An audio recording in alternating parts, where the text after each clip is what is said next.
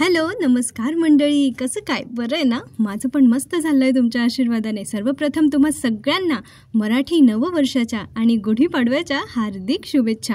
हे नवीन वर्ष तुम्हाला भरभराटीचं, आनंदाचं, सुख समाधानाचं जावं ही ईश्वरचरणी प्रार्थना. तर ठरलं तर मगच्या आजच्या एपिसोडमध्ये म्हणजे 30 मार्चच्या एपिसोडमध्ये काय झालं माहिती आहे का? चला सांगते.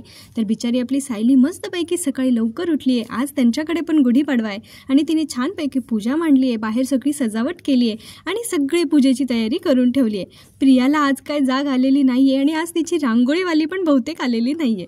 सगळी तयारी सायलीला करताना पाहून पूर्ण आजींना जरा शंका आली आहे. त्या म्हणतात, इतके दिवस तन्वी सकाळी उठून सगळं सकाळी आवरत होती, मग आज नेमकं सणाच्या दिवशी हिला काय झालं? तेव्हा कल्पनाताई पूर्ण आजींना सांगतात की मी आता घराची सगळी जबाबदारी आहे ना अर्जुनच्या बायकोवर टाकली आहे. अरे ही अर्जुनची बायको, तुझी बायको कधी संपणार आहे या लोकांचं?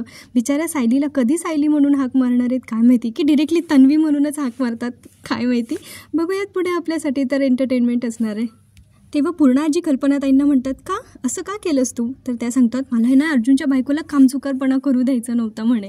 त्या दोघी एकमेकींशी बोलत असतात की तन्वी सकाळपासून दिसलीच नाही, कुठे गेली, का नाही उठली ती अजून? तेव्हा तन्वी तिथे येते आणि या दोघींचं बोलणं ती पाठीमागून ऐकत असते.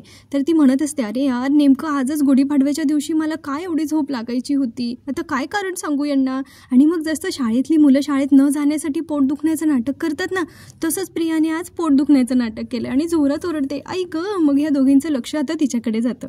त्या दोघी त्या बिचारीला असं कुकुल्या बाळासारखं अगदी आगोगोगो करून आणतात आणि सोफ्यावर बसवतात आणि ती नाटकं करत असते, आई ग खूप पोटात दुखतंय, आता मला सहनच होत नाहीये. पूर्ण आजी म्हणतात, का गं काही बाहेरचं खाण्यात आलं होतं का? ती म्हणते, नाही ना, पण काय माहीत नाही, तर सणाच्या दिवशी मी असं सकाळी लवकर उठून बाहेर येणार नाही असं होणारच नाही. बापरे, किती तो खोटारडेपणा.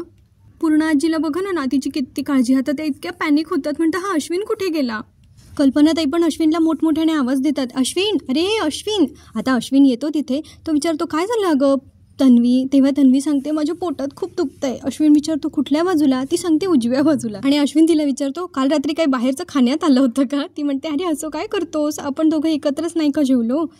पहाटेपासूनच दुखतंय. तर अश्विन म्हणतो, पण तू तर माझ्यासमोर आत्ताच रूममधून बाहेर पडलीस, तेव्हा तर असं काही जाणवलं नाही. यांना प्रियाचा खोटारडेपणा वारंवार जाणवतोय, पण त्यांच्या डोळ्यावर जी आंधळी मायेची पट्टी बांधली आहे ना, त्यामुळे त्यांना काही दिसत नाही. त्यांचा काही दोष नाही म्हणा. पण सायली तेव्हा भारी एक्सप्रेशन देते, म्हणजे अश्विनला नाही सांगितलं म्हणजे हे सगळं प्रियाचं नाटक असणार आहे याच्यावर सायलीची खात्री पटते. ते म्हणते, देवा ही पोरगी, आता हिचे नाटकं सुरू झाले. प्रिया आता अश्विनला त्याच्या प्रश्नाचं उत्तर देत असते की तिने का जाणवू दिलं नाही. तर ती काय सांगते, अरे तुला त्रास झाला असता ना, तुला हे म्हणून मी सांगितलं नाही, म्हणजे मी जाणवू दिलं नाही, मग आता कशाला जाणवू देते बाकीच्यांना त्रास द्यायला? पण प्रियाचा प्रिय नवरोबा तो म्हणतो, तन्वी तू वेडी आहेस का?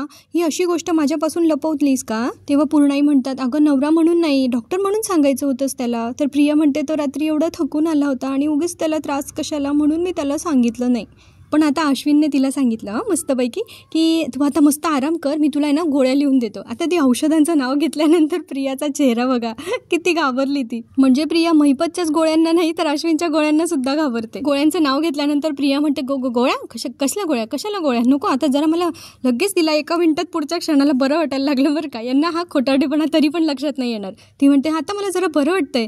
पूर्ण आजी म्हणतात, अगं नाही, तो सांगतोय ना आता गोळ्या घ्यायच्या आहे, तर घे आता तू गोळ्या. ते प्रिया म्हणते, नाही आता मला बरं वाटतंय. आता विमलताई पण म्हणतात, अश्विन दादा, मी तन्वीताईसाठी साखर मिठाचं पाणी देऊ का?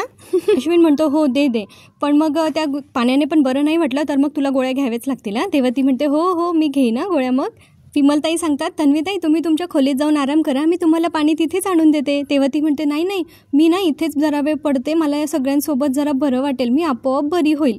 पूर्ण आजीला किती बाई नातीचं कौतुक. म्हणतात, गुन्ही ग बाळते माझं, एवढं बरं वाटतंय तरी तिला इथून जावंसं वाटत नाहीये. बापरे. पुढे प्रियाची नाटकं जरा बघाच. म्हणजे ही नव्हती तर जसं यांच्या घरी सणच होत नव्हते. ती म्हणते, नाही असं सणाच्या दिवशी घरच्या सुनेने असं पडून राहणं बरं नाही वाटत ना. मी एक काम करते, मी ना स्वयंपाकाच्याच तयारीला आणि पूजेच्या तयारीला लागते आणि उठायला जाते आणि परत नाटकं करत खाली बसते.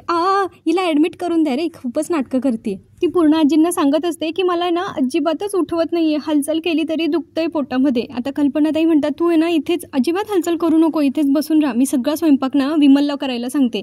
तेव्हा आता सायलीला ते सगळं नाटक आपल्यासारखंच असह्य झालंय आणि मग आता ती शेवटी बोलते, तिकडून येते आणि मग म्हणते, नाही मी काय म्हणते प्रिया, तू तुझ्या हालचालीच थांबव, नाही म्हणजे सावकाश कर, म्हणजे तुझ्या पोटात दुखणार नाही. आणि स्वयंपाकाची काळजी करू नको गं, ते मी आणि विमलताई बघून घेऊ. तू फक्त जेवण वाढून झालं ना की जेवायला वेळेवर ये, म्हणजे झालं. प्रिया तिच्याकडे अशी रागात बघत असते, हां, दात ओठ खात. पण सायली काय तिला जुमानत नाही, मस्तपैकी टोमणा मारून तिकडून चालली जाते. आता तिला सगळे पूर्णाजी आणि कल्पनाताई म्हणतात, तू ना आता इथे सोफ्यावर झोप. तिला असं नुसतं छोट्या बाळासारखं सोफ्यावर झोपवून देतात. आणि प्रिया अश्विनला सांगते, मला काही लागलं ना रे तर मी तुला सांगेल, तू माझ्यासाठी नको अरे थांबूस, जा तू. हे काय झालं माहिती का, सध्या खूप असं गुळचट मिळमिळीत झालं आहे. एक ट्विस्ट येणार आहे पुढे, सांगते मी तुम्हाला. व्हिडिओ शेवटपर्यंत नक्की बघा. आता पूर्णाजी येऊन बसतात डायनिंग टेबलच्या इकडे. कल्पनाताई पण तिथेच असतात. तेव्हा पूर्णाजी त्यांना म्हणतात की यावर्षी गुढीपाडव्याला आहे ना, मी असं ठरवलं आहे की 10 लोकांना अन्नदान करायचं आणि त्यांना ब्लँकेट्स पण वाटायचे. आणि तसं त्यांनी अन्नपूर्णा ट्रस्टमध्ये बोललं आहे, तर ते 10 लोकांना घरीच पाठवून देणार आहेत. म्हणजे आता यांच्याकडे ना 10 लोकांचा अन्नदानाचा कार्यक्रम आपल्याला बघायला मिळणार आहे.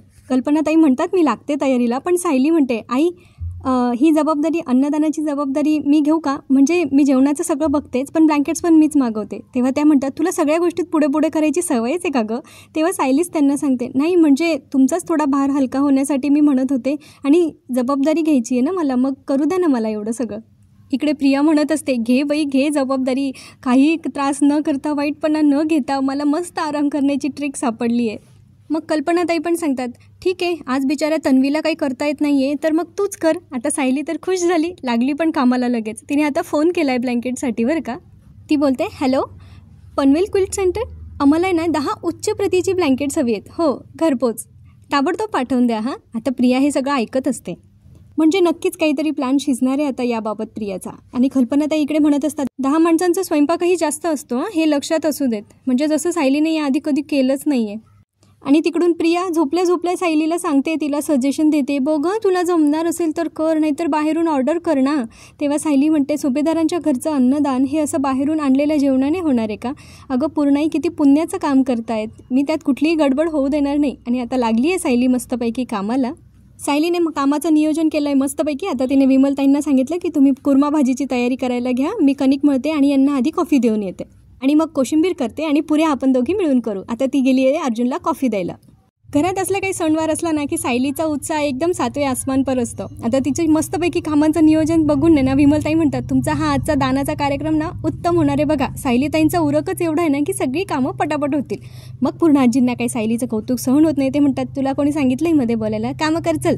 आता इकडे ना प्रियाला एक गोष्ट खटकतीये, जर हा आज दानाचा कार्यक्रम व्यवस्थित झाला तर पूर्णाजी सायलीचं कौतुक करणार, मग प्रियाचा अजून जास्त पोटात दुखणार. आता ती कुरघोडी करणं थोडीच थांबवणार आहे, काहीतरी प्लॅन नक्कीच करणार आहे. काय करते बघूया पुढे. आता सायली आली आहे तिच्या नवरोबाला कॉफी द्यायला. गरमागरम कॉफी हातात घेऊन मस्तपैकी ती आली आहे. पण अर्जुनचं डेडिकेशन बघा केसबद्दलचं, त्याचं लक्ष नाही आहे अजिबात सायलीकडे. आता सायली त्याला 2 वेळा सांगते, कॉफी घ्या, पण त्याचं लक्ष नसतं. म्हणून सायली आता गरम कॉफीचा मग आहे ना त्याच्या हाताला लावते. तेव्हा त्याला झटका लागतो. तेव्हा ती म्हणते, अहो कामाच्या नादात कॉफी गार होईल आणि तुम्हाला गार कॉफी आवडत नाही, म्हणून ती गरम आहे तोपर्यंत घ्या. तर अर्जुन म्हणतो, नाही मी एका दुसऱ्या ऑप्शनचा विचार करतोय, घेतो नंतर. आता तो ऑप्शन काय बघा बरं का. अर्जुनला असा डाऊट आहे की एकतर साक्षी आणि प्रिया दोघं खुनाच्या आधीपासून एकमेकांना ओळखत होत्या आणि त्यांनी एकत्र मिळून हा खुनाचा प्लॅन केला असेल, किंवा प्रियाने साक्षीला खुनानंतर पैशांसाठी ब्लॅकमेल केलं असेल आणि म्हणून ती तिची मदत करत असेल. अशा 2 ऑप्शन आता अर्जुन आणि सायलीसमोर आहेत. आता सायली पण म्हणते की प्रिया आहे ना ती कुणाचाही गैरफायदा घेऊ शकते, म्हणजे ती कुणालाही पैशांसाठी ब्लॅकमेल करू शकते. मग त्यामुळे समोरच्याचं कितीही नुकसान झालं तरी तिला काही फरक पडत नाही. अर्जुन आता सायलीला विचारतोय की प्रियाचा असला कुठला ग्रुप होता का, म्हणजे त्याच्यातला एका जणाचा जरी आपल्याला मिळाला ना पत्ता तर तो सांगू शकेल की साक्षी त्या ग्रुपमध्ये होती की नाही ते. तेव्हा सायली म्हणते की तिचा असा कुठला ग्रुप वगैरे नव्हता, ती कधी कुठल्या मित्रांना घरी पण नाही घेऊन यायची. पण आता सायलीचा गोंधळ उडाल्यावर का, कारण तिच्यावर कामांचा डोंगर आहे. आता ती म्हणते, आता तुम्ही मला जास्त प्रश्न विचारू नका, नाहीतर माझा गोंधळ होतो. हो खरं आहे, आपल्या गृहिणींचं असंच असतं, एका वेळेला मल्टीटास्किंग करण्याच्या नादात आहे ना आपण आपल्या डोक्याचं दही करून घेतो. आता अर्जुन म्हणतो, ठीक आहे तुम्हाला कळतंय, तुम्हाला खूप कामं आहेत. तो त्याचा विचार करायला लागतो आणि सायली जात असते. पण तिला तेवढ्यात एक गोष्ट क्लिक होते. ती अर्जुनला सांगते की प्रिया तिच्या मित्रमैत्रिणींना घेऊन घरी तर नाही आली, पण ते ज्या कॅफेमध्ये भेटायचे ना, SK रोडवरचा एक जुना कॅफे, तिथे कदाचित साक्षीसोबत पण ती गेलेली असू शकते, असा सायलीला आता डाऊट आला आहे. तर अर्जुन म्हणतो, आता कळलं मी तुम्हाला माझी केस पार्टनर का म्हणतो ते. आता भन्नाट आयडिया आता अर्जुनला सुचली आहे. तो म्हणतो की आपण प्रियाचा फोटो घेऊन जाऊया, बघूया तिला ओळखतात का, आणि काही CCTV फुटेज असतील तर ते पण घेऊया. साक्षी म्हणते, थांबा आज नाही, आज गुढीपाडवा आहे आणि आज पूर्ण आजींनी असं घाट घातलं आहे असं ती अर्जुनला सांगते अन्नदानाचं वगैरे. मग तो म्हणतो मग मी तर घरात थांबायलाच नको, कारण तसंही ते मला या घरचं कुठे मांडतात. तेव्हा सायली म्हणते की नाही आज गुढीपाडवा आहे, तुम्ही जेवायला आज घरी नाही थांबले ना तर पूर्ण आजी तुमच्यावर रागवतील, आणि घरी थांबणार असाल ना तर ठिणगी टाकून कुठला वाद उकरून काढू नका, म्हणजे उपकार झाले माझ्यावर, असं सायली आता त्याला समजावून सांगत असते. पण अर्जुन सांगतो की गुढी उभारून झाल्यावर आपण जाऊया ना, मी माझ्या केस पार्टनरशिवाय कसा जाणार. तेव्हा सायली म्हणते आजच्या दिवस मला माझ्या सासूची आणि आजी सासूची मर्जी सांभाळू द्या, ही केस पार्टनर उद्यापासून तुमच्या सेवेमध्ये असणार आहे आणि ती तर आयुष्यभरासाठी असणार आहे. त्यामुळे आता असं ठरलंय की अर्जुन चैतन्यसोबत जाणार आहे. आता ती सायली जी असते ना त्याची गार झालेली कॉफी म्हणते की मी गरम करून आणते. तेव्हा अर्जुन म्हणतो नाही, आजच्या दिवस जसं मी केस पार्टनरशिवाय चालवून घेणार आहे ना तसं मी आजच्या दिवस थंड कॉफी पण चालवून घेईल. तेव्हा सायली त्याला त्या दोघांमधला असा क्यूट मोमेंट आपल्याला अधूनमधून बघायला ते मिळतात मस्तपैकी. तेव्हा सायली म्हणते की त्याला काय म्हणतात, कीप इट अप, तुम्ही आज एकदम गुणी बाळासारखे वागताय. तेव्हा अर्जुन म्हणतो शुअर. सायलीने आता त्या लोकांसाठी बसण्यासाठी जागा करते ती मस्तपैकी, तिने साफसफाई करून घेतली आहे तिथे. विमलताई सायलीचं कौतुक करतात आणि म्हणतात तुमचा हात जिथे लागतो ना तिथे सगळं एकदम छान होतं. आज ना ह्या एपिसोडमध्ये मागतकरी नावाचा एक वर्ड मी ऐकला जो माझ्यासाठी नवीन आहे. सॉरी, तुम्हाला यांचा अर्थ माहिती असेल तर मला नक्की कमेंट करून सांगा हां. यापूर्वी मी कधी हा शब्द ऐकला आहे हे माझ्या लक्षात नाही. चला, सायलीची साफसफाई आणि छान मांडणी आता करून झाली आहे, बैठक व्यवस्था. आता त्या दोघी गेल्या आहेत फोडणी टाकायला. आपल्याला आता महिपत दिसला आहे इकडे. महिपतच्या घरी गुढीपाडवा वगैरे असतो की नाही काय माहिती. महिपतने एका जजला फोन केला आहे, तर त्याच्याकडून आता वकील हवा आहे महिपतला. तो जज म्हणत असतो तुम्ही सध्या सगळ्या वकिलांना फोन करताय म्हणे, असं ऐकलं मी. तर महिपत म्हणतो हां तुमच्यापर्यंत बातमी पोहोचली वाटतं. तर ते जज सांगतात हां म्हणजे आमचं जग तसं फार छोटं आहे ना, बातमी लगेच पसरते. काय तुम्हाला कोणी चांगला वकील मिळत नाही आहे का. तेव्हा महिपत म्हणतो अहो नाही, त्या पवारला लात घालून हाकलून दिलं मी, आता एखादा चांगला वकील शोधतोय, तुम्हीच आता काहीतरी मदत करा. तेव्हा जजने एका वकिलाचं नाव सुचवलं आहे बरं का आज महिपतला. आता त्या वकिलाची एंट्री होणार आहे. मी खालच्या एपिसोडमध्ये तुम्हाला म्हटली ना की कुठला तरी हुकुमी इक्का आणणार आहे महिपत. आता बघूया आता तो वकील कोण असणार आहे. तो नाही, ती आहे.